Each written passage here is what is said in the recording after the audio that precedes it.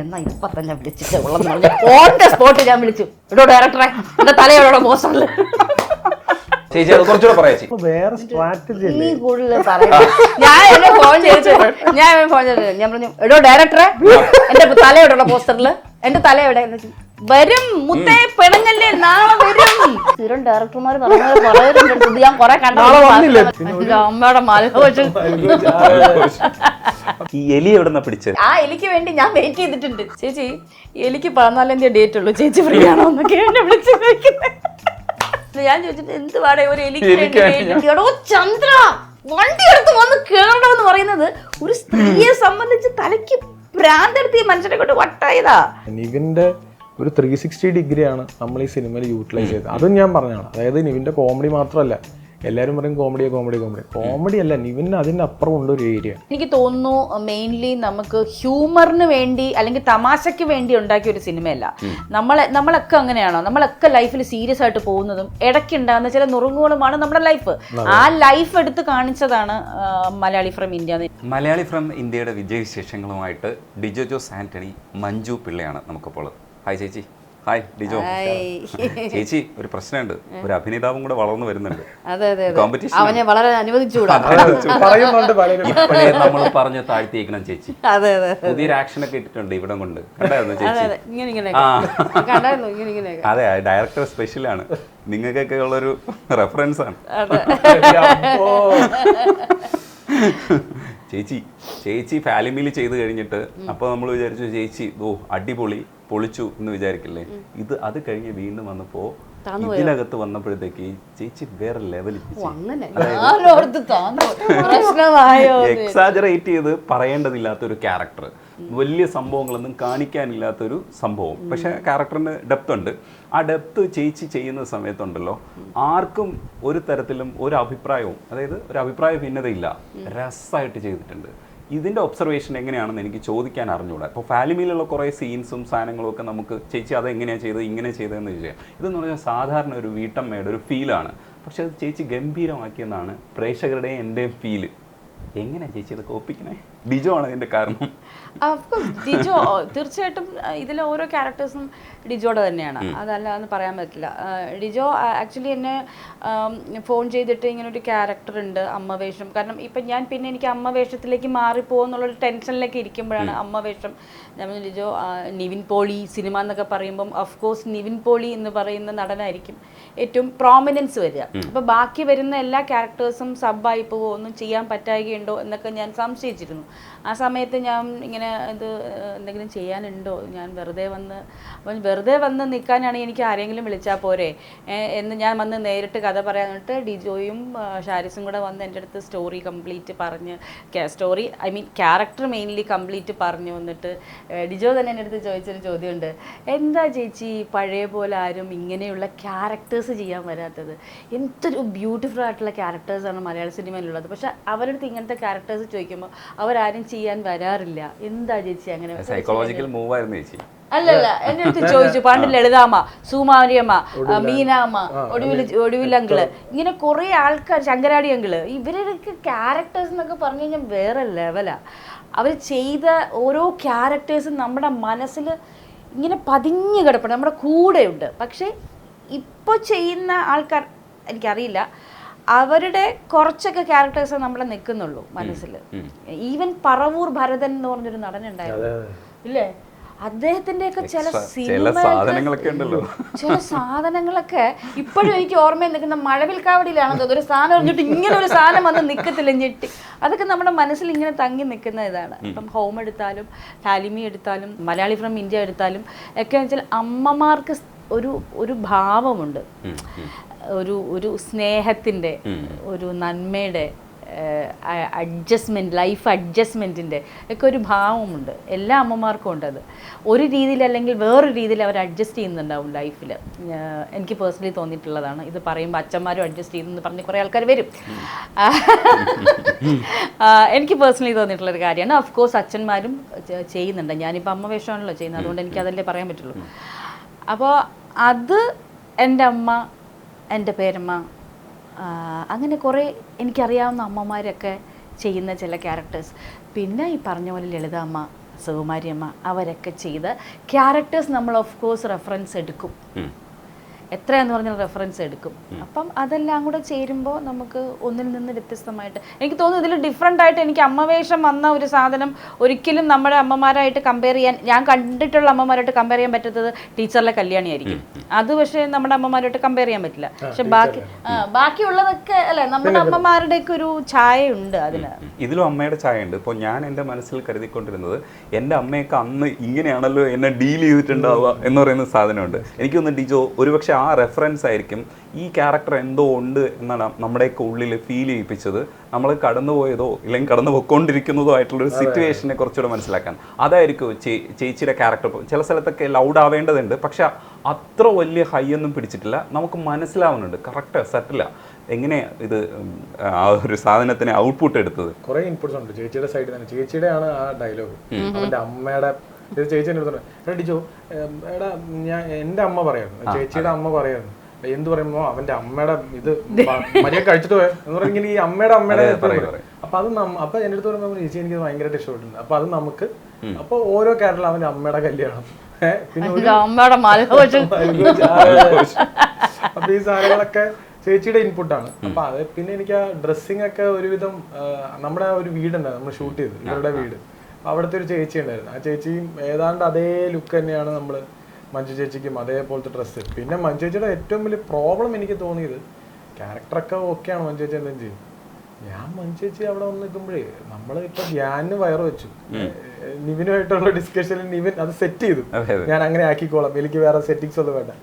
മഞ്ജു ചേച്ചിക്കും വയറ് വെക്കേണ്ട ഒരു അവസ്ഥ വരികയെന്നാണ് കാര്യം. പുള്ളിക്കാരി മെലിഞ്ഞു വന്നിട്ട് പിന്നെ ഞാൻ ഇവിടെയൊക്കെ വയറ് വെച്ച് നമ്മളത് ഫസ്റ്റ് ഷോട്ട് എനിക്ക് തോന്നുന്നു പാല് കറന്നിട്ട് സുമയെ കുറച്ച് പാല് കൂടുതൽ വേണമെന്ന് ഉമ്മ പറയുന്നൊരു സീക്വൻസിൽ അതിൻ്റെ ഒരു ഫസ്റ്റ് ഷോട്ട് എടുത്തു കഴിഞ്ഞിട്ട് ഞാൻ നോക്കുമ്പോൾ ഫസ്റ്റ് ഷോട്ട് എടുത്തിട്ട് ഡയറക്ഷൻ സൈഡും ക്യാമറ സൈഡും മൊത്തം ഡിസ്കഷൻ അവിടെ മാറി. അപ്പോൾ എനിക്ക് ടെൻഷൻ ആയി, ദൈവമേ ഞാൻ ചെയ്തത് ശരിയായില്ലേ, ഇനി വേറെ എന്തെങ്കിലും ആണോ, എന്തായിരിക്കും ദൈവമേ. അപ്പം അതിനകത്ത് പിന്നെ അസോസിയേറ്റിൻ്റെ അടുത്ത് ഞാൻ ചോദിച്ചു എന്താ പ്രശ്നം, എന്തെങ്കിലും ഉണ്ടോ, ഇല്ല ചേച്ചി ഇപ്പം പറയാം എന്ന് പറഞ്ഞിട്ട് പിന്നെയും പോയി ഡിസ്കഷനാണ്. മനുഷ്യന് ടെൻഷൻ അടിച്ചത്.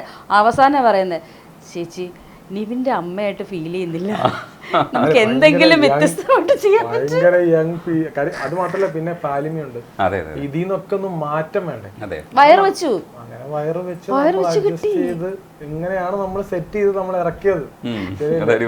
എന്നിട്ട് ആ കഞ്ഞി വെക്കുന്ന സീനില് അവിടെ ഒരു ഗർഭിണി വരുന്നുണ്ട്, ടീച്ചർ, അതായത് നിവിൻ്റെ കൂടെ പഠിച്ച ഒരു കുട്ടി വരുന്നുണ്ട്. അപ്പോൾ അതിനകത്ത് നിന്ന് ഞാനും അവളും കൂടെയുള്ള ഷോട്ട് വെച്ചപ്പം ഞാൻ ചോദിച്ചു ഡബിങ് ഇതിൽ ആരാദ്യം പെറും, എനിക്കും വയറുണ്ട്.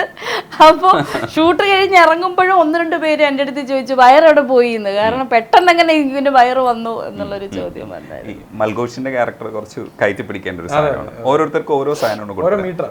സായിപ്പിന് വേറൊരു സാധനമാണ് കൊടുത്തേക്കുന്നത്. അത് കറക്റ്റ് ആണെന്ന് ഉള്ളത് അയാൾ തെളിയിച്ച് പ്രൂവ് ചെയ്തിട്ടുണ്ട്. ദീപക് ജതി. അപ്പം ആ മനുഷ്യനെ കണ്ടെത്തുന്നത് നിങ്ങളുടെ ഒരു ഹണ്ട് എന്തായാലും സമ്മതിക്കേണ്ടതാണ്. എനിക്ക് കുറച്ച് റിസ്ക് എടുത്തിട്ടുണ്ടെന്ന് തോന്നുന്നു അല്ലേ? ഒരുപാട് റിസ്ക് എടുത്തു. പുള്ളി മാത്രമല്ല, കാര്യം ഈ സിനിമയുടെ സെക്കൻഡ് ഹാഫ് മൊത്തം ലീഡ് ചെയ്യേണ്ടത് പുള്ളിയാണ്. അപ്പൊ പുള്ളി ഒരു ഭയങ്കര ഇമ്പോർട്ടൻറ്റ് ക്യാരക്ടറാണ്.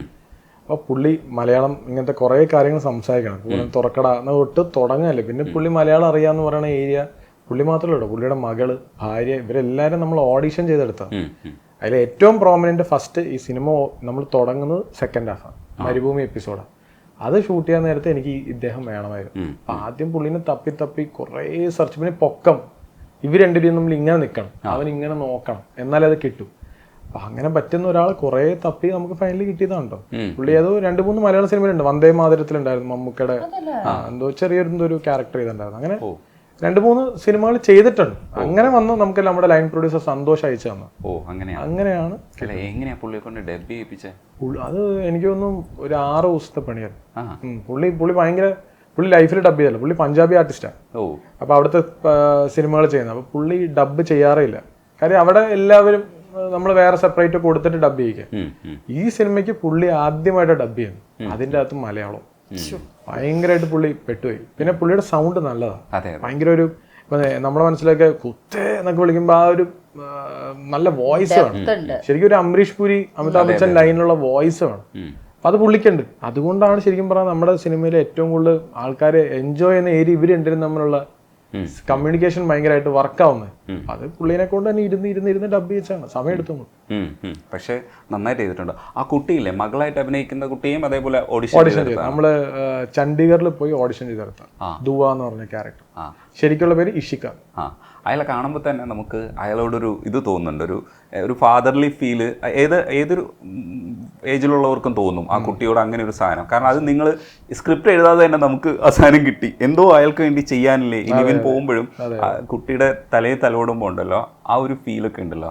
അതിനടിയിലൊക്കെ വരുന്ന ജേക്സ് ബിജയുടെ ഒരു മാജിക് ഉണ്ട്, അസാധ്യം. ആദ്യം പറയേണ്ടത് ഒരു പക്ഷേ അതായിരിക്കും. നിങ്ങളുടെ പല സീൻസിനെ എലിവേറ്റ് ചെയ്തതും, അതായത് നമ്മൾ ഉദ്ദേശിക്കാത്ത തരത്തിലേക്ക് കൊണ്ടുപോയത്. ഒരുപക്ഷെ എനിക്കൊക്കെ അത്ര ഇഷ്ടപ്പെടാത്തൊരു സീനാണ് ഈ തെയ്യത്തിൻ്റെ മുത്തപ്പനും മറ്റേ ആളും കൂടെ നിൽക്കുന്ന സമയത്ത് ഒരു മ്യൂസിക് ഉണ്ട്. ആ മ്യൂസിക് പക്ഷേ എന്നെ ഭയങ്കരമായിട്ട് ലിഫ്റ്റ് ചെയ്യുന്നുണ്ടായിരുന്നു. ആ സീൻ എനിക്ക് അയ്യോ അതങ്ങനെ അല്ലല്ലോ വേണ്ടത് എന്ന് പറയുമ്പോഴും മനസ്സിൽ ആ മ്യൂസിക് കൊണ്ട് ഞാനും അങ്ങ് ഇരിക്കുമോ അതിൻ്റെ ഉള്ളിൽ. അതേപോലെ കുറേ സീൻസ് ഉണ്ട് പല സ്ഥലത്തായിട്ട്. എനിക്ക് പടത്തെക്കുറിച്ച് പറയുമ്പോൾ ഒബ്സർവേഷൻ ശരിക്കും പറഞ്ഞു കഴിഞ്ഞാൽ പല സ്ഥലത്തും ഞാൻ വീണു പോകുന്നുണ്ട്. പക്ഷെ പല സ്ഥലത്തും കൊണ്ടുവന്ന് ലിഫ്റ്റ് ചെയ്യുന്നുണ്ട് നിങ്ങൾ. അതായത് ഒന്നും പറയണ്ട, നിങ്ങൾ ആ സീൻ കാണിക്കുമ്പോൾ തന്നെ അയ്യോ എന്നുള്ളൊരു സാധനമില്ലേ. ചില സ്ഥലത്തൊക്കെ പ്രൗഡ് ആയിട്ട്. പിന്നെ ആ രാഷ്ട്രത്തിലേക്ക് പോവുക എന്ന് പറയുന്നത്, പാകിസ്ഥാനിലേക്ക് പോവുക എന്ന് പറയുന്നത് പറ്റാത്ത ഒരു, നമ്മുടെ മനസ്സിലില്ല അങ്ങനെ ഒരു സങ്കല്പം. നമ്മൾ ചിലപ്പോൾ ദുബായിൽ പോവും, ഇല്ലെങ്കിൽ അമേരിക്കയിലൊക്കെ പോവും, പക്ഷേ പാകിസ്ഥാനിലേക്ക് പോകുന്നൊരു സങ്കല്പമില്ല. ആ സ്ഥലത്തൊരു ലോജിക്കൽ മിസ്റ്റേക്ക് ആയിട്ട് എനിക്ക് തോന്നി. അവിടെ ഒരു നിങ്ങൾ കുറച്ചുകൂടെ എക്സ്പ്ലിസിറ്റ് ആയിട്ട് പറയണമെന്ന് തോന്നി. അല്ല, എന്താ പ്രോബ്ലം എന്ന് വെച്ചാൽ സിനിമയ്ക്ക് നമ്മളൊരു ഡ്യൂറേഷൻ വെച്ചിട്ടുണ്ട്. പിന്നെ ഇതിൻ്റെ അകത്ത് അൾട്ടിമേറ്റ്ലി സിനിമയാണ്. അപ്പോൾ സിനിമയ്ക്ക് നമുക്കൊരു ലിബർട്ടി ഉണ്ട്. പോവാൻ നമുക്ക് സാധിക്കായിക്കൊന്നുമില്ല. പക്ഷെ അതവൻ പോണെന്ന് തീരുമാനിക്കാൻ കാരണം ഇദ്ദേഹം മരിച്ചു എന്നുള്ള വിവരം അതറിയിക്കണം. അത് എനിക്ക് പോയി പറ്റൂ. അപ്പൊ അർബാബും ഇവരെല്ലാവരും ഇവനെ വിട്ടതാണ്, നമ്മൾ ഇന്റേണലി വെക്കുന്നതാണ്. അങ്ങനെ ഇവൻ ചെല്ലുന്നതാണ്. അപ്പൊ അതാണ് ആ കത്ത്, തുടക്കത്തിൽ പറയുന്ന കത്തും അത് തന്നെയാണ്. അതായത് ഇന്ന വഴിയാണ് വരുന്നത്, ഇങ്ങനെ എന്നുള്ളൊരു ഒരു സാധനം നമ്മൾ അതിൻ്റെ അകത്ത് പറയുന്നുണ്ട്. നമ്മൾ അതിന്റെ ഡീറ്റെയിലിങ്ങിലോട്ട് കടന്ന സിനിമ ഭയങ്കരമായിട്ട് നീണ്ടുപോകും. അപ്പൊ ഈ സിനിമയ്ക്ക് വേണ്ട ഒരു സ്പേസ് ഉണ്ട്. അത് നമ്മൾ ഉൾക്കൊണ്ട് നമ്മൾ വന്നിരുന്ന് നമ്മൾ ഭയങ്കരമായിട്ട് ഹാപ്പിയാണ്. ഞങ്ങൾ ആക്ച്വലി ഈ സിനിമയ്ക്ക് ഉള്ള സ്പേസ് മനസ്സിൽ കണ്ടിട്ടാണ് ഈ സിനിമ ചെയ്തത്. അപ്പൊ ഞങ്ങൾക്ക് ഈ ലോജിക്കൽ പോയിന്റ്സ് ഒന്നും അതിലോട്ട് പോയ സിനിമ ഭയങ്കരമായിട്ട് പ്രോബ്ലമാറ്റിക്. അപ്പൊ നമ്മൾ ചിന്തിക്കേണ്ടത് ലോജിക്കാണോ അവിടെ ക്ലോസ് ചെയ്യേണ്ടത്, അതോ നമ്മൾ സിനിമയിൽ ഇൻവെസ്റ്റ് ചെയ്യണോ എന്നുള്ളതാണ് നമ്മുടെ ഒരു ചോദ്യം. അപ്പൊ അതിനനുസരിച്ച് നമ്മൾ അങ്ങനെ അങ്ങ് വിട്ടതാണ്.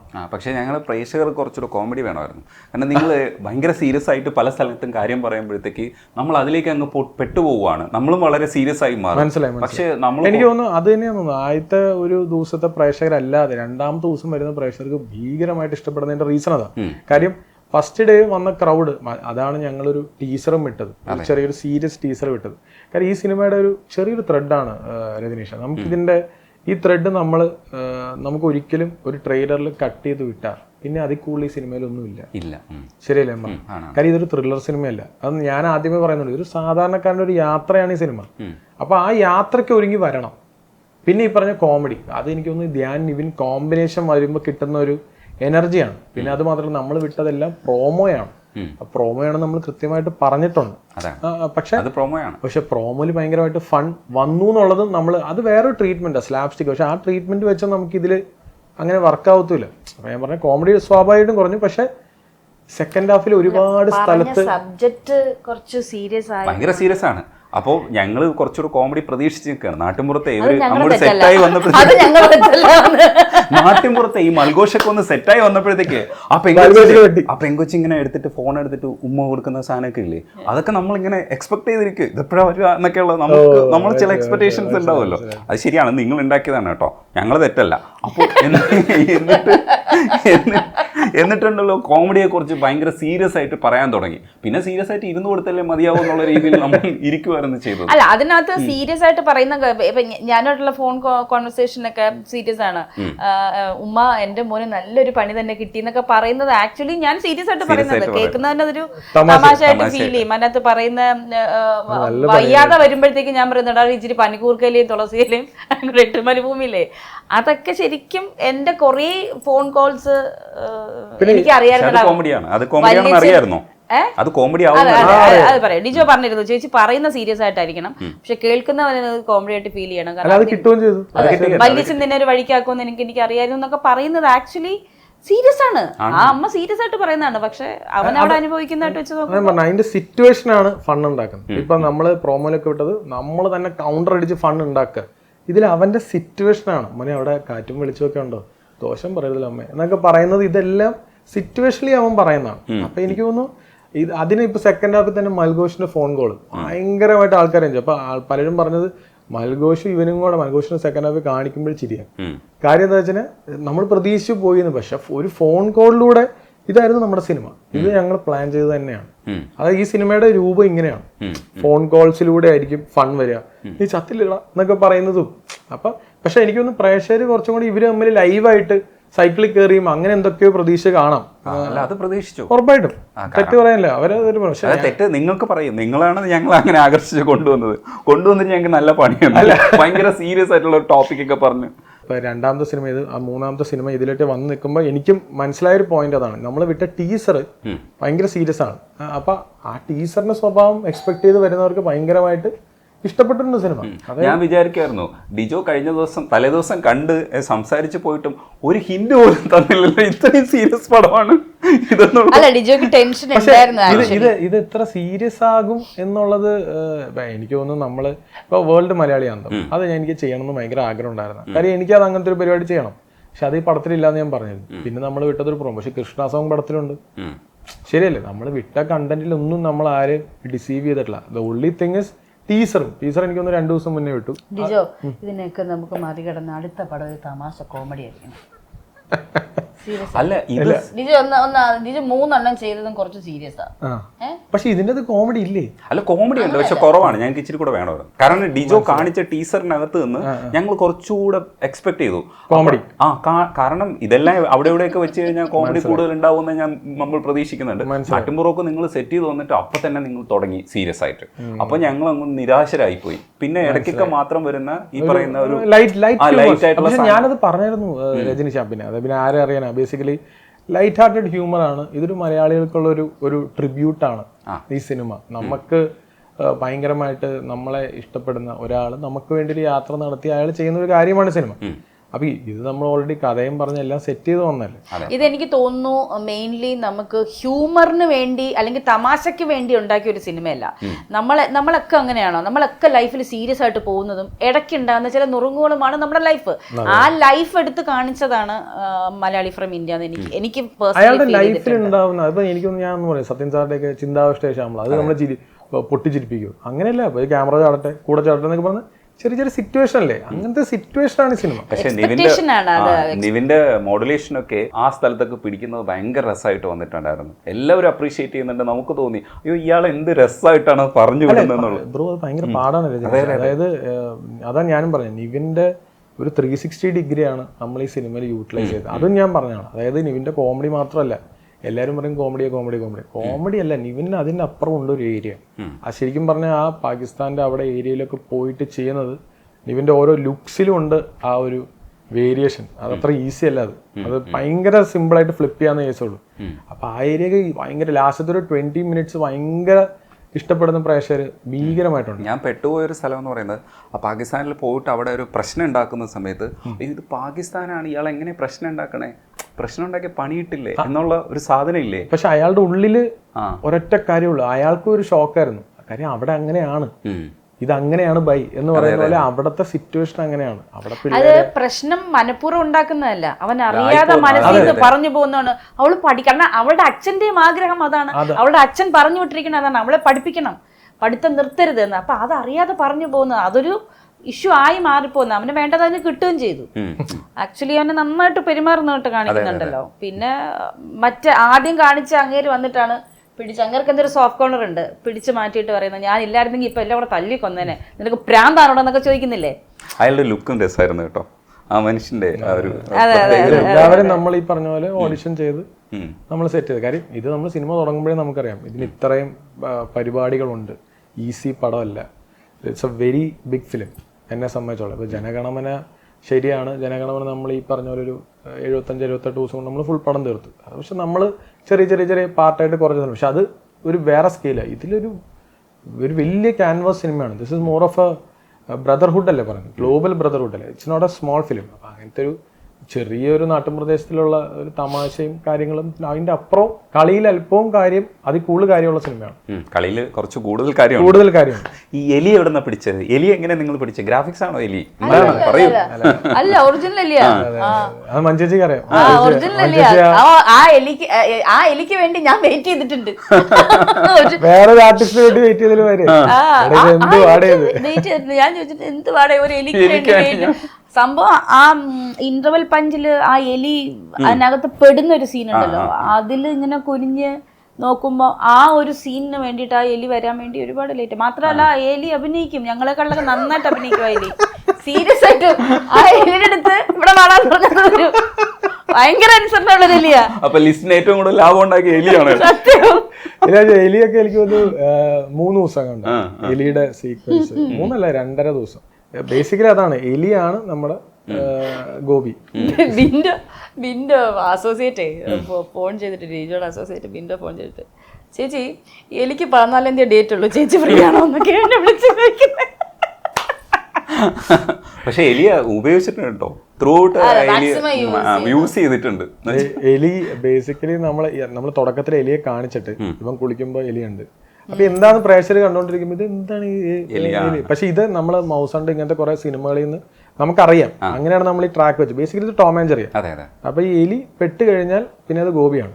അതിനുശേഷം പിന്നെ സാഹിബ് ഷേർഖാൻ. അപ്പൊ സാഹിബിനൊരു അവസ്ഥ സംഭവിക്കും, പിന്നീട് അത് ഷേർഖാനാണ്. ഇതാണ് ടോം ആൻഡ് ജെറി ആണ് ബേസിക്കലി. അപ്പൊ ഇന്റേണലി ഇതിന്റെ അകത്ത് കുറെ സബ് ടെക്സ്റ്റുകൾ ഉണ്ട്. അത് ഒറ്റ കാഴ്ചയിലൂടെ എത്രത്തോളം കിട്ടും എന്ന് എനിക്കറിയില്ല. എന്നെ സംബന്ധിച്ചോളം ഭയങ്കര ഒരു ക്രിയേറ്റീവ് സ്പേസ് ഉള്ള ഒരു സിനിമയാണ്. അതുകൊണ്ട് അത്രയും ടൈം എടുത്തത്. ഉറപ്പായിട്ടും എക്സ്പെൻസും കൂടുതലായിരുന്നു അല്ലേ? ജനഗണമനേക്കാളും കൂടുതൽ. ഉറപ്പായിട്ടും. കാര്യം ജനഗണമന 78-80 ഡേയ്സ് അങ്ങാണ്ട് ഷൂട്ട് പോയി. പക്ഷെ ഇത് 123 ഡേയ്സ് ഷൂട്ട് പോയി. കാര്യം ഇത്രയും സ്ഥലങ്ങൾ കവർ ചെയ്യുന്നുണ്ട്.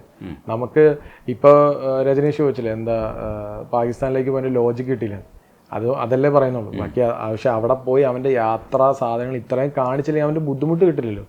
അവന്റെ ഒരു ജേണിയാണ് സിനിമ, അത് കറക്റ്റ് ആയിട്ട് കിട്ടണം. അപ്പൊ അതിന് നമ്മൾ ഇത്രയും ട്രാവൽ ചെയ്ത് ഞങ്ങളും അതിന്റെ ഒപ്പം ഭാഗമാവുക എന്നുള്ളതാണ് സിനിമയുടെ ഒരു ലൈഫ് ടൈം. പക്ഷേ ഡിജോ പറഞ്ഞ ഒരു പഞ്ച് ഡയലോഗ് ആരും ശ്രദ്ധിക്കാതെ പോയതാണ്. അതായത് മലയാളിയായിട്ട് തലകുനിച്ചിങ്ങി പുറത്തിറങ്ങേണ്ടി വരില്ല എന്നൊരു പഞ്ച് ഡയലോഗ് പറഞ്ഞിട്ടുണ്ടായിരുന്നു. അത് ഹിറ്റായിരുന്നു. പക്ഷെ അത് എന്തുകൊണ്ടാണ് പറഞ്ഞതെന്നുള്ളത് ഇപ്പോഴാണ് ഞങ്ങൾക്ക് മനസ്സിലായത്. കാര്യം എന്താ വെച്ചാൽ ആസ് എ മലയാളി അത് എന്റെ പുനരചന എനിക്ക് പറയാൻ പറ്റൂ, നിങ്ങൾ അഭിമാനിക്കും, നിങ്ങൾ അത് അതല്ലല്ലോ. അതിനെക്കാട്ടും കൂടുതൽ നിങ്ങൾ ഇമോഷണലി ഡിപ്പാവും. മനസ്സിലാവും. നിങ്ങൾ ഇതാണല്ലേ സിനിമയുടെ ഒരു സ്പേസ്. അപ്പൊ അത് എനിക്കേ കൊടുക്കാൻ പറ്റുള്ളൂ. ഞാനാണ് ഡെലിവർ ചെയ്തത്. So I M so proud. കാര്യം ഇങ്ങനെ ഒരു സിനിമ എനിക്ക് ചെയ്യാൻ പറ്റിയത് ഞാൻ ഭയങ്കര ഹാപ്പിയാണ്. ഇപ്പോഴും ഞാൻ ഭയങ്കര സന്തോഷത്തോടെയാണ് ഇരിക്കുന്നത്. കാര്യം എൻ്റെ 3 സിനിമയിലെ ഏറ്റവും ബെസ്റ്റ് സിനിമ, പേഴ്സണലി എൻ്റെ ഏറ്റവും ഫേവറേറ്റ് ഫിലിം മലയാളി ഫാമിലി. അടിപൊളി. ചേച്ചി ഇടയ്ക്കൊരു കാര്യം പറയട്ടെ, ഈ ഹോമിന് ശേഷം ജനഗണമനയിൽ ചെറിയ വക്കീലായിട്ടൊക്കെ വരുന്ന സമയത്തൊക്കെ സോറി ഇതേപോലെ തന്നെ ഞാനേ ഒരു സ്ഥലത്ത് ഭക്ഷണം കഴിച്ചോണ്ടിരിക്കുന്നു. അപ്പൊ എല്ലാവരും ജനഗണമന ഡയറക്ടറൊക്കെ പറഞ്ഞിട്ട് ഒന്ന് പരിചയപ്പെടുത്തിയിട്ട് അവർ എൻ്റെ മൂലെ കൈയൊക്കെ കൈ തന്നിട്ട് എൻ്റെ പൊന്നുമോനെ കുറെ സംസാരിച്ചിട്ടുണ്ട്. നമ്മൾ താങ്ക് യു. ആ ഒരു അങ്കിളും ഉണ്ടായിരുന്നു. പറഞ്ഞു ചിരിച്ചിരിച്ച് ചത്തുപോയെന്ന് പറഞ്ഞു. ജനഗണമന മോനെ ചിരിച്ചിരിച്ച് മോനെ ആ മറ്റേ ഇതൊക്കെ എന്ത് രസമാണ് പറഞ്ഞു. അപ്പഴല്ലേ അല്ല എന്റെ അടുത്തും ജനഗണമനയിലെ വക്കീല് ഞാൻ ഈ ഡിജോ ജനഗണമന പറഞ്ഞുകൊണ്ട് അല്ലല്ല എന്റെ അടുത്ത് എനിക്ക് മെസ്സേജ് ഒക്കെ വന്നിട്ടുണ്ട്. എന്നിട്ട് അതിന്റെ താഴെ ആ വേറൊരു പ്രേക്ഷകൻ കമന്റ് ചെയ്തിരിക്കുന്നു, എടാ അത് ജനഗണമനയല്ല എനിക്ക് വന്നിട്ടുണ്ട്. അതേപോലെ എന്റെ അടുത്തും എടോ അത് ജനഗണമന ചേച്ചി ജനഗണമന ജയ ജയ ജയ ജയ ജയ ജയ ജയ ജയയില് വക്കീലൊക്കെ കാണുന്നു. പിന്നെ കല്യാണി എന്ന് പറയുന്നത് ഭയങ്കര ബോൾഡ് ആയിട്ടുള്ള ക്യാരക്ടർ ആ ടീച്ചറിൽ ഭയങ്കര രസമായിട്ട് കാണുന്നു. അത് കാണുന്ന സമയത്ത് എനിക്ക് തോന്നിയത് എന്താണെന്ന് വെച്ചാൽ ഇപ്പോൾ ഈ ഡിജോയുടെ സിനിമയിലും കൂടെ വരുമ്പോൾ എനിക്ക് തോന്നിയത് KPC ലളിത ചേച്ചി വേക്കൻ്റ് ആക്കി പോയൊരു സ്പേസ് മലയാള സിനിമയിൽ ഉണ്ട്. ആക്ച്വലി ആ ഒരു സ്പേസിലേക്ക് നമുക്ക് പ്ലേസ് ചെയ്യാൻ പറ്റുന്നൊരു ക്യാരക്ടേഴ്സ് ചേച്ചിക്ക് കിട്ടുന്നുണ്ട്. ചേച്ചി ഇതൊന്ന് പിടിച്ചു കഴിഞ്ഞാൽ ഒരുപക്ഷെ നമുക്ക് ആ ആബ്സെൻസ് നികത്താൻ കഴിയുമെന്നാണ് ഒരു അഭിപ്രായം കേൾക്കുന്നുണ്ട്, പൊതുവിൽ സോഷ്യൽ മീഡിയ കൈകാര്യം ചെയ്യുന്നുണ്ട്. എനിക്കും അഭിപ്രായമുണ്ട്. ചേച്ചി ഓരോ സിനിമകൾ ചെയ്യുമ്പോഴത്തേക്കും മനസ്സിനകത്ത് നല്ല രീതിയിൽ അടുത്ത് ചെയ്യണം എന്നായിരിക്കുമല്ലോ പ്രതീക്ഷിക്കുന്നത്. ചേച്ചിയുടെ മനസ്സിൽ എവിടെയെങ്കിലും ഈ KPC ലളിതയുടെ ഒരു, എന്തായാലും ചേച്ചി ഫാനാണെന്ന് എനിക്കറിയാം, ഒരുമിച്ച് നിങ്ങൾ ഒരുപാട് ചെയ്തിട്ടുള്ളതാണ്, അപ്പോൾ അങ്ങനെ ഒരു ആഗ്രഹമുണ്ടോ? അയ്യോ, ആ ആഗ്രഹം എന്നൊക്കെ പറഞ്ഞാൽ അതൊരു അഹങ്കാരമായിരിക്കും. ആക്ച്വലി ലളിതാമ്മയൊക്കെ വേറെ ലെവലാണ്. എനിക്ക് എത്തിപ്പിടിക്കാൻ പറ്റാത്ത രീതിയിലുള്ളൊരു ആക്ട്രസും ഒരു വ്യക്തിയുമാണ് KPC ലളിത എന്ന് പറയുന്ന ആൾ. അപ്പോൾ ലളിതാമ്മ, ഞാൻ അമ്മ എന്നാണ് വിളിച്ചിരുന്നത്. അപ്പോൾ ലളിതാമ്മയുടെ ഒരു ചായവ് എനിക്ക് കിട്ടിയിട്ടുണ്ടാവണം, എനിക്കറിയില്ല. കാരണം കുറേ നാൾ നടന്നുകൊണ്ട്, കാരണം മലയാളം സിനിമയിൽ എനിക്ക് ഏറ്റവും ഇഷ്ടമുള്ള നടി KPC ലളിതയാണ്. നായിക ഉർവശിയാണെന്ന് ഞാൻ പല സ്ഥലത്തും പറഞ്ഞിട്ടുണ്ട്. നടി എനിക്ക് KPC ലളിതയാണ്. അപ്പം ലളിതാമ്മ എൻ്റെ അടുത്ത് പണ്ട് ശ്രീകുമാരൻ തമ്പി സാറ് ഒരിക്കൽ എൻ്റെ അടുത്ത് പറഞ്ഞു, നീ നായികയാവാൻ നിൽക്കരുത് മലയാള സിനിമയിൽ, നീ ഭാവിയിലെ KPC ലളിതയാണ്, അങ്ങനെ ആയാൽ നിനക്ക് ജീവിതം മരിക്കും വരെ അഭിനയിക്കാം, നായികയാൽ ഇടയ്ക്ക് നിനക്ക് ചിലപ്പോൾ ഇട്ടിട്ട് പോകേണ്ടി വരും എന്ന് പറഞ്ഞ ഒരു വാചകമുണ്ട്. അതെൻ്റെ മനസ്സിൽ എപ്പോഴും കിടപ്പുണ്ട്. മാത്രമല്ല ഞാൻ ലളിതാമ്മയുടെ കൂടെ കൂടിയതിന് ശേഷം ഞാൻ ഭയങ്കരമായിട്ട് ലളിതാമ്മയുടെ ആക്ടിങ്ങും ഓരോ സീനും, എനിക്ക് തോന്നുന്നു ഭരതം സിനിമയിലല്ലേ ഒടുവിലങ്കിള് മറ്റേ കച്ചേരി കഴിഞ്ഞിട്ട് വന്നിട്ടുള്ള ഒരു ബൊക്കെ ഏതാണ്ട് ഇങ്ങനെ നീട്ടുമ്പോഴത്തേക്കും വാങ്ങിക്കുന്നൊരു ഷോട്ടുണ്ട് ലളിതാമ്മ ഇങ്ങനെയൊക്കെ കാണിച്ച്, അതൊക്കെ ഇങ്ങനെ മനസ്സിൽ നിൽക്കുക. അതുപോലെ തന്നെ നത്ത് ഒറ്റ സീനേയുള്ള എൻ്റെ പൊന്നെ, ഞാൻ ഇപ്പോഴും അത് കാണുമ്പോ ഇങ്ങനെ കരയും. കാരണം എനിക്കൊന്നു ലളിതാമ്മയുടെ ഏറ്റവും ബെസ്റ്റ്, ഞാനൊക്കെ തകർന്നു, ഞാൻ തന്നെ ഇല്ലാണ്ടായി അങ്ങനത്തെ ഒരു സീൻ. ശബ്ദം കൊണ്ട് അഭിനയിച്ച നടിയാണ്. മതിലുകൾ സിനിമയിൽ ശബ്ദം കൊണ്ട് മാത്രം അഭിനയിച്ച് അപ്പുറത്തൊരാളുണ്ട്, അത് KPC ലളിതയാണെന്ന് നമ്മൾ പൂർണ്ണമായിട്ട് വിശ്വസിച്ച് സിനിമ കണ്ട വ്യക്തികളാണ് നമ്മളൊക്കെ. അപ്പം അങ്ങനെയുള്ളൊരു നടിയുടെ സ്ഥാനത്തേക്ക് ഞാൻ എത്തിപ്പെടുക എന്ന് പറയുന്നത് എനിക്ക് ജീവിതത്തിൽ കിട്ടാവുന്ന ഓസ്കാറാണ്. സത്യം പറഞ്ഞാൽ അംഗീകാരത്തിൻ്റെ ഏറ്റവും അങ്ങറ്റമാണ്. അങ്ങനെ കേൾക്കുന്നതിൽ എനിക്ക് സന്തോഷമാണ്. പക്ഷെ ഞാൻ ഒരിക്കലും KPC ലളിത ആവില്ല, അതിലേക്ക് പോവില്ല ഞാൻ. പക്ഷെ ആൾക്കാരിങ്ങനെ പറഞ്ഞ് കേൾക്കുമ്പോൾ ലളിതാമ്മയുടെ ഇതാക്കുന്നു എന്ന് ഞാൻ സിദ്ധുവിൻ്റെ അടുത്തും പറഞ്ഞു. സിദ്ധു എനിക്കിതിങ്ങനെ കേൾക്കുമ്പോൾ ഭയങ്കര സന്തോഷം. കാരണം സിദ്ധുവിനെ പോലെയോ ശ്രീകുട്ടിയെ പോലെയോ എന്നെ സ്നേഹിച്ചൊരു വ്യക്തിയാണ്. ഒരു പക്ഷേ അവരെക്കാട്ടിലും കൂടുതൽ യാത്ര ചെയ്തിട്ടുള്ളതും അവരെക്കാട്ടിലും കൂടുതൽ സിനിമ കണ്ടിട്ടുള്ളതൊക്കെ ഞാനായിരിക്കും ലളിതാമ്മയുടെ കൂടെ. കാരണം ഞങ്ങൾ ഒരുമിച്ചായിരുന്നു കുറേ നാൾ ട്രാവൽ ചെയ്തിരുന്നത്, ഷോപ്പിങ്ങിന് പോയിരുന്നത്, താമസിച്ചിരുന്നത് ഒരു ഫ്ലാറ്റിലായിരുന്നു. അപ്പോൾ ലളിതാമ്മ ശരിക്കും എന്നെ ഭയങ്കരമായിട്ട് ഇത് ചെയ്തിട്ടുണ്ട്. ഞങ്ങൾക്കും അങ്ങനെ ഒരു നടിയെ കിട്ടട്ടെ എന്ന് ആഗ്രഹിക്കുന്നുണ്ട്. Thank you so much. ചേച്ചി ശരിക്കും വിവേകാനന്ദൻ വൈറലാണെന്നുള്ള സിനിമയിൽ ചേച്ചി ഒരു മാസ് സീനിലേക്ക് വരുമ്പോൾ അതിൻ്റെ അകത്ത് ചില മിസ്റ്റേക്സ് ഉള്ളതുകൊണ്ട് തന്നെ ആ മാസ് പ്രകടനം നമുക്ക് അത്ര നന്നായിട്ട് തോന്നിയില്ല. പക്ഷെ ഫാലിമിയിൽ കാണിക്കുന്ന ചില സാധനങ്ങളുണ്ട്, ഇന്റർവെൽ പഞ്ചിൽ വരുന്ന ഒരു അഭ്യാസമുണ്ട്. അതെന്ന് വെച്ചാൽ ചേച്ചി ആദ്യമായിട്ടാണ് അങ്ങനെ ഒരു സിനിമയിൽ ചെയ്യുന്നതെന്ന് തോന്നുന്നു. അൺഎക്സ്പെക്റ്റഡ് ആണ്. അങ്ങനെ ഒരു ക്യാരക്ടറും തമ്മിൽ അങ്ങനെ ഒരു റൊമാൻസ് ഒന്നും അവിടെ വർക്കൗട്ട് ആവില്ല. ഇല്ലെങ്കിൽ അങ്ങനെ ഒരു സ്പേസിലാണ് കൊണ്ടുവെക്കുന്നത്. Super sir. ചേച്ചിക്ക് കിട്ടാവുന്ന നല്ലൊരു അതിനകത്ത് കൈവിട്ട് പോകുന്ന അത് ശരിക്കും കഷ്ടപ്പെട്ടെടുത്താട്ടോ. ഏകദേശം ഒരു 1.5 രാത്രി കൊണ്ട് എടുത്ത സീക്വൻസ് ആണ്. ജഗദീഷ് ചേട്ടൻ ഓടുന്നതൊക്കെ ഒരു രാത്രിയും, പിന്നെ ഈ വീഴുന്നത് മുഴുവൻ വൈകുന്നേരം ഒരു 8:30 സ്റ്റാർട്ട് ചെയ്തിട്ട് വെളുപ്പിനെ ഒരു 5:30-6 മണി വരെ ഷൂട്ട് ചെയ്തതാണ്. ആ ട്രെയിനിൽ നിന്നുള്ള വീഴ്ചയും ആ സാധനങ്ങളൊക്കെ പല ആംഗിളിൽ നിന്നൊക്കെ എടുത്തിരുന്നല്ലോ. പിന്നെ അതിനകത്ത് നമ്മൾ ആ ക്യാരക്ടറെ സഹി കെട്ടി മനുഷ്യനെ കൊണ്ട് സഹി കെട്ടിട്ട് എടോ ചന്ദ്ര വണ്ടി എടുത്ത് വന്ന് കേറണ്ടോ എന്ന് പറയുന്നത് ഒരു സ്ത്രീയെ സംബന്ധിച്ച് തലയ്ക്ക് ഭ്രാന്തെടുത്ത് ഈ മനുഷ്യനെ കൊണ്ട് വട്ടായതാ. തനിക്കെന്താ തലയ്ക്ക് ഭ്രാന്താണോ വന്ന് കേറണമെന്ന് പറയുന്നത് ശരിക്കും ആ സ്ത്രീയുടെ ഇതാണ്. അപ്പോൾ ആൾക്കാർ പ്രതീക്ഷിക്കാൻ ഇങ്ങനെ പിടിച്ചകത്ത് കയറ്റി ഒരു ദിൽവാലയാണ്. പക്ഷെ ഇങ്ങനെ തിരിച്ചാക്കുന്നതും ഒക്കെ ശരിക്കും ഒരു ഇന്റർവെൽ പഞ്ചും കൂടെ ആയതുകൊണ്ട്. അതുപോലെ ജഗദീഷ് ചേട്ടൻ അതിനകത്ത് കുറച്ച് സാധനങ്ങൾ ചെയ്തിട്ടുണ്ട്. ഈ ട്രെയിനിൽ നിന്ന് അയാൾ മുമ്പ് ട്രെയിൻ യാത്ര നടത്തിയിട്ടുണ്ടോ നമുക്ക് അറിഞ്ഞൂടാ ആ സിനിമയെ സംബന്ധിച്ചിടത്തോളം. പക്ഷെ പുള്ളിയുടെ ആക്ഷൻസ് കാണുമ്പോൾ മനസ്സിലാവും ഇയാൾ ഒരുപാട്. അതല്ല, അത് മാത്രമല്ല ചേച്ചി, ട്രെയിനിൽ നിന്ന് ഇറങ്ങിയിട്ട് കയറുന്നതിനൊരു താളമുണ്ട്. ഇത് ഒരുപാട് ട്രാവൽ ചെയ്തവർ കയറുന്നത് വേറൊരു താളത്തില, വെറുതെ നിൽക്കും, അങ്ങോട്ടും ഇങ്ങോട്ടും ചായ കുടിച്ച് ട്രെയിൻ പോകുമ്പോഴത്തേക്ക് അവർ കയറിയിരിക്കും എന്നുള്ളതാണ്. ആ സാധനം, ആ ഒബ്സർവേഷൻ, ആ താളമൊക്കെ ഉണ്ടല്ലോ, അത് പിടിച്ചിട്ടുണ്ടായിരുന്നു. നല്ല രസമായിരുന്നു ചേച്ചി. അങ്ങനെയുള്ള കുറേ വർക്കുകൾ കിട്ടട്ടെ. ജഗദീഷ് ചേട്ടൻ ശരിക്കും ഒരുപാട് കഷ്ടപ്പെട്ടിട്ടുണ്ട്. നമ്മൾ ഈ സിനിമ സംസാരിക്കാനിരിക്കുന്നതാണെങ്കിൽ ഇത് പറയാതിരിക്കാൻ വയ്യ. അതായത് ജഗദീഷ് ചേട്ടൻ്റെ പ്രായം നോക്കണം നമ്മൾ. ആ സമയത്ത് ആ പാതിരാത്രി 2 നൈറ്റ് ഫുള്ള് നിൽക്കുകയും ആ ഓട്ടം ഉണ്ടല്ലോ, ട്രെയിനിൽ നിന്ന് ചാടി ഇറങ്ങി മറ്റേ പയ്യന്റെ പുറകെ ഓടുന്നതും തിരിച്ച് ഒന്നും വെച്ചു കൊടുത്തിട്ടില്ല ആ പ്ലാറ്റ്ഫോമിലേക്ക് കയറുന്നതേ. ഏകദേശം നല്ല താഴ്ചയുണ്ട്, അവിടുന്ന് ചാടി ഇറങ്ങി ഓടി തിരിച്ച് ചാടി കയറുന്നതും ഒന്നും വെച്ചു കൊടുക്കുകയോ ആരുടെ ഹെൽപ്പും ഇല്ലാതെയാണ് ആ മനുഷ്യൻ നന്നായിട്ട് ഇതാക്കി. ഈ സിനിമയുടെ പ്രൊമോഷനുമായി ബന്ധപ്പെട്ട് നിങ്ങൾ ധ്യാൻ ശ്രീനിവാസനെ ഇറക്കാത്തതിൽ ഞങ്ങൾക്ക് ഒരുപാട് നിരാശയുണ്ട്. എന്തുകൊണ്ട് ധ്യാൻ ശ്രീനിവാസനെ നിങ്ങൾ ഇറക്കിയില്ല? ഞാൻ രണ്ടാമതും ചോദിക്കാം. രജനീഷ് നേരത്തെ ചോദിച്ച ചോദ്യത്തിന് ഉത്തരം, നിങ്ങൾ ഒരുപാട് കോമഡി പ്രതീക്ഷിച്ചില്ലേ? അതെ, ഇനി ധ്യാൻ ശ്രീനിവാസനെ കൂടെ ഒന്ന് ഇറക്കിയിരുന്നു ആലോചിച്ചു. സിമ്പിൾ ചോദ്യമല്ലേ, കാര്യം അത് പ്രാക്ടിക്കലി. കാര്യം ഓൾറെഡി ഇവർ രണ്ടുപേരും വെച്ചാണ് നമ്മള് ഹോർഡിങ്സും എല്ലാം പോലും. പിന്നെ കൃഷ്ണ അനശ്വരം ഇതിന്റെ അകത്ത് ഒരു പോസ്റ്റർ ദുഷ്ടം വെച്ചില്ല. എന്റെ പൊന്നു ഞാൻ എന്നിട്ട് വഴക്കുണ്ടാക്കി. ചേച്ചി അത് കുറച്ചുകൂടെ പറയാച്ചി. എന്റെ നെഞ്ചത്തോട്ട് ഡിജോയുടെ എക്സ്പ്രഷൻ കിട്ടട്ടെ ചേച്ചി. അത് അല്ല സത്യം.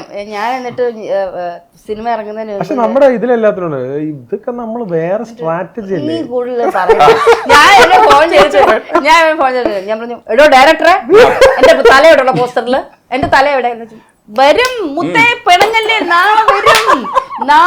പക്ഷെ ഞാൻ സത്യം പറഞ്ഞ ഓർത്തത് അതാട്ടോ, എനിക്ക് ഇപ്പോഴാണ് കത്തിയത്. വേറെ പുറത്തുള്ള ഓഡിയൻസ് ആണ് മനുഷ്യ ഉദ്ദേശം. നാളെ വരും.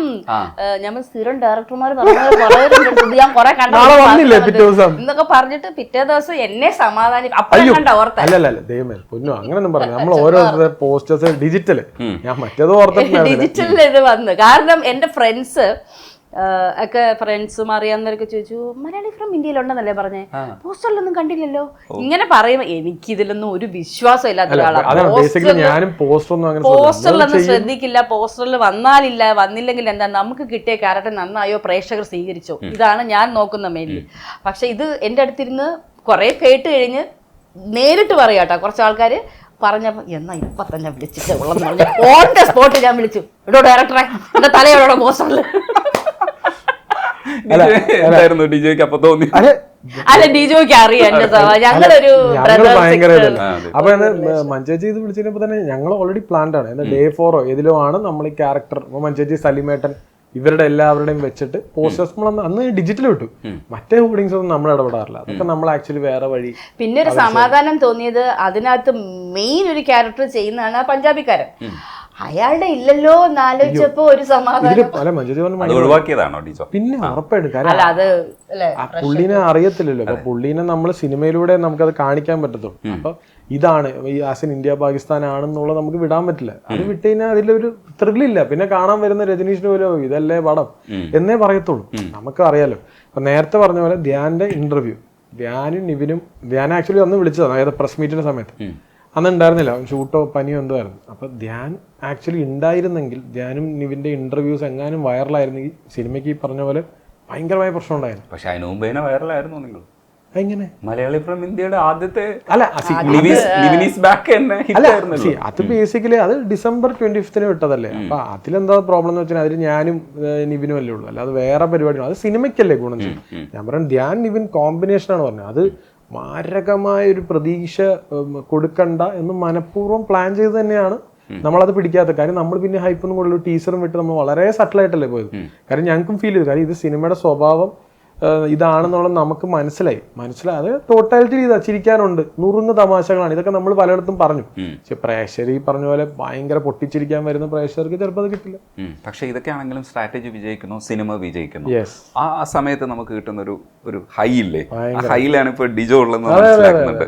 ഇതിൽ ഇനി കുറെ കാര്യങ്ങൾ നമ്മൾ സംസാരിക്കാനുണ്ട്, ഡീറ്റെയിൽഡ് ആയിട്ട് സംസാരിക്കാനുണ്ട്. പല സ്ഥലത്തും നമ്മൾ പല കാര്യങ്ങളും എങ്ങനെയാണ് ഇതിങ്ങനെ പ്ലേസ് ചെയ്യണമായിരുന്നോ, ഇത് ലൗഡായി പോയോ, ഇത് സട്ടിലായി പറയാമായിരുന്നില്ലേ. ഇപ്പോൾ ഷാരിസിൻ്റെ റൈറ്റിങ്ങിനെ സംബന്ധിച്ച് ചില സ്ഥലങ്ങളിലൊക്കെ എനിക്ക് തോന്നി ഷാരിസ് എന്താ അങ്ങനെ അത്രയും ലൗഡാക്കി പറയുന്നത്. അപ്പം ഡിജോ എന്നെ എൻ്റെ അടുത്ത് പേഴ്സണലി പറഞ്ഞായിരുന്നു, ചില സ്ഥലങ്ങളൊക്കെ എല്ലാവർക്കും മനസ്സിലാവാൻ വേണ്ടിയിട്ട് നമുക്ക് ചിലർക്ക് ചെയ്യേണ്ടി വരും. പക്ഷേ ടോട്ടാലിറ്റിയിൽ ഈ സാധനം സക്സസ് ആകുന്ന സമയത്ത് നമുക്ക് തോന്നുന്നൊരു സാധനമുണ്ട്, തുടർച്ചയായിട്ട് വിജയം കിട്ടിയ സംവിധായകനാണ്, അതിന്റെ ഒരു ബാധ്യതയും കൂടെ വരാൻ പോകും. അല്ലല്ല ബേസിക്കലി എനിക്ക് ഈ സിനിമയിൽ നിന്ന് മനസ്സിലായത്, പക്ഷെ ഇതിൽ രണ്ട് പെർസ്പെക്റ്റീവ് ഉണ്ട് രജനീഷ്. ഇപ്പൊ ഇതില് ഏറ്റവും കൂടുതൽ ആൾക്കാർക്ക് ഇഷ്ടപ്പെടുന്ന ഒരു 100% ആൾക്കാരും ഈ സിനിമ കാണാൻ വരുന്ന പ്രേക്ഷകരാണ്. അതായത് ഈ സംവിധായകന്റെ മുന്നത്തെ സിനിമ ജനഗണമനയാണ്, അതിൽ കോഡ് റൂം, പക്ഷേ നമ്മളത് ബ്രേക്ക് ചെയ്തിരുന്നു. പക്ഷെ എങ്കിലും സിനിമ എൻജോയ് ചെയ്യാൻ വരുന്നവർക്ക് ഭയങ്കരമായിട്ട് ഇഷ്ടപ്പെടുന്നു. പിന്നെ ഈ പറഞ്ഞ പോലെ ഒരു ഫൺ. നേരത്തെ രജനീഷ് പറഞ്ഞ പോലെ ഭയങ്കരമായൊരു ഫൺ പ്രതീക്ഷ വരുന്ന പ്രേക്ഷകർക്കും ഫൺ കുറഞ്ഞ പക്ഷെ നല്ല സിനിമ എന്ന് പറയുന്ന പ്രേക്ഷകരുണ്ട്. അപ്പം എനിക്കിതൊരു പുതിയ അനുഭവമായിരുന്നു. കാര്യം എന്താണ് ഇങ്ങനത്തെ ഉള്ള സംഭവം. ഇതിൽ ഈ പറഞ്ഞ പോലെ റൈറ്റിങ്ങിൽ ലൗഡായിട്ടുണ്ട്, സ്വാഭാവികം. പക്ഷെ ഞാൻ പറഞ്ഞു ഇതിലും ലൗഡായിരുന്നു ജനഗണമനയും. അത് ബേസിക്കലി എന്താണെന്ന് വെച്ചാൽ from the very first scene തൊട്ട് അങ്ങനെയാണ് പിടിച്ചേക്കുന്നത്. പടത്തിന്റെ സ്വഭാവത്തിലോട്ട് ആൾക്കാർ ഇന്നായി. ഈ സിനിമ ഇത് ഇച്ചിരി ഒരു ട്രിക്കി സിനിമയാണ്. ഞാൻ പല സ്ഥലത്തും പറയുന്നത് അത്ര ഈസി സിനിമയല്ല. ഇത് വരുന്ന ഗ്രാഫ് വേറെയാ, ഇതിൻ്റെ അടുത്ത് വേറെ ഇച്ചിരി അപ്സ് ആൻഡ് ഡൗൺസ് ഉള്ളൊരു സിനിമയാണ്. ഒരു ആടുജീവിതം കാണുമ്പോൾ നമുക്ക് പറയാം പ്രേക്ഷകരോട് ഇതൊരു ആടുജീവിതമാണ്, ഇങ്ങനെയാണ് നിങ്ങളത് ഇങ്ങനെ കാണും. ഈ സിനിമ ഇതെങ്ങനെയാണെന്ന് നമുക്ക് പറയാൻ പറ്റില്ല. ഇതൊരു വലിയൊരു ടറൈൻ സംസാരിക്കുന്ന ഒരു ഐ മീൻ അത്രയും വലിയൊരു സിനിമയാണ്. ഇതിന് നമ്മൾ ഒരുങ്ങി വന്ന ആ യാത്രയുടെ ഭാഗമാവാൻ വന്ന 100 അല്ല 150% നിങ്ങൾ സാറ്റിസ്ഫൈഡ് ആണ്. തീർച്ചയായിട്ടും അത് സാറ്റിസ്ഫൈഡ് ആയതുകൊണ്ടാണ് തിയേറ്ററിൽ. അതെ. പക്ഷെ ഒരു കാര്യം കൂടെ ചോദിച്ച് അവസാനിപ്പിക്കാം. ആ സ്പൂഫ്, ആടുജീവിതത്തിന്റെ സ്പൂഫ് അറിഞ്ഞുകൊണ്ടോ അറിയാതെയാണോ? അല്ലല്ല, അത് ഞങ്ങൾക്ക് ഓൾറെഡി അറിയാമായിരുന്നു. അപ്പോൾ ആക്ച്വലി സിനിമ ഇപ്പോൾ ലിസ്റ്റിലും പറയണ്ടായി, നമ്മൾ ആദ്യം ഇത് ആടുജീവിതത്തിന് മുന്നേ ഇറക്കാം എന്നാണ് വിചാരിച്ചത്. പക്ഷെ എന്തോ നല്ലതിനാണ് നമുക്ക് ആടുജീവിതത്തിന് ശേഷമാണ് ഈ സിനിമ ഇറങ്ങാൻ പറ്റിയത്. അപ്പോൾ അത് അന്ന് ചെയ്യുമ്പോഴേ നമ്മളതൊരു സ്പൂഫ് പോലെ തന്നെയാണ് ചെയ്തത്. സ്പൂഫല്ല, ബേസിക്കലി അവൻ വന്ന് ഇപ്പം ഗോപിനെ സംബന്ധിച്ചിടത്തോളം ഒരു പണിയെടുക്കാത്ത അമ്മേനെയും പെങ്ങളെയും പണിയെടുപ്പിച്ച ഗോപി ഇവിടെ വന്ന് ഒരു പാകിസ്ഥാനി അവനെ പട്ടിപ്പണിയെടുപ്പിക്കുന്നതാണ് അതിന്റെ ഫൺ. അപ്പൊ അത് നമ്മൾ സോങ്ങിലൂടെയും എല്ലാം കാണിക്കുമ്പോൾ ആൾക്കാർ ശരിക്കും പറഞ്ഞാൽ അവിടെ ഭയങ്കരമായിട്ട് ചിരിക്കുന്നുണ്ട്. അല്ല, ഒരു നജീബ് മാത്രമല്ല ആടുജീവിതത്തിന് ഇരയായിട്ടുള്ളത്, ഒരുപാട് പേരുണ്ട്. അപ്പോൾ അതൊരു സിനിമയായതുകൊണ്ട് ആൾക്കാർ ആ ആടുജീവിതം സിനിമ ബാക്കിയൊക്കെ കോപ്പി അടിക്കുന്നു. അല്ല, അങ്ങനെയല്ല, ഗദ്ദാബയിൽ റെഫറൻസ് പക്ഷെ ഇതൊരു ഫൺ. അതായത് ഈ ഗോപിനെ പണിയെടുപ്പിക്കുമ്പോൾ ആൾക്കാർക്ക് ഭയങ്കര, ഇപ്പൊ കർഷക സമരത്തിന് ഭയങ്കരമായിട്ട് എതിർത്തിരുന്ന ആളാണ്. ഇവിടെ വന്നിരുന്നിട്ട് ഇതേപോലെ മതിയാ. അപ്പൊ ഇത് മനഃപൂർവ്വം നമ്മൾ അങ്ങനെ, അതാണല്ലോ നിവിനെ കിട്ടുമ്പോൾ നമുക്ക് ഉപയോഗിക്കേണ്ട ഏരിയാസ് ആണല്ലോ, അത് നന്നായിട്ട് നമ്മൾ ചെയ്തിട്ടുണ്ട്. എനിക്ക് ആക്ച്വലി അത് പേർപ്പസ്ഫുൾ ആണ്. അല്ലാതെ നമ്മളതിനെ സ്പൂഫാക്കിയത് പ്രേക്ഷകരാണ്. ആക്ച്വലി അത് ആ ക്യാരക്ടറിന്റെ രീതിയിൽ പോകുമ്പോൾ സ്പൂഫ് നല്ല സിറ്റുവേഷണൽ പരിപാടിയാണ്. നമ്മൾ സംസാരിക്കാതെ വിട്ട പൊളിറ്റിക്കൽ ആസ്പെക്ട്സ് ഉണ്ട്. അത് നമുക്ക് പിന്നീട് സിനിമ ഇപ്പോഴും സംസാരിച്ചുകൊണ്ടിരിക്കുന്നത്, അത് സോഷ്യൽ മീഡിയ നന്നായിട്ട് ഹാൻഡിൽ ചെയ്യുമെന്ന് പ്രതീക്ഷിക്കുന്നു. മറ്റൊരു അവസരത്തിൽ നമ്മൾ ഇരിക്കുമ്പോൾ അത് സംസാരിക്കാമെന്ന് വിചാരിക്കുന്നുണ്ട്. അപ്പോൾ വിജയ ആഘോഷങ്ങൾ മുന്നോട്ട് പോട്ടെ. Thank you so much.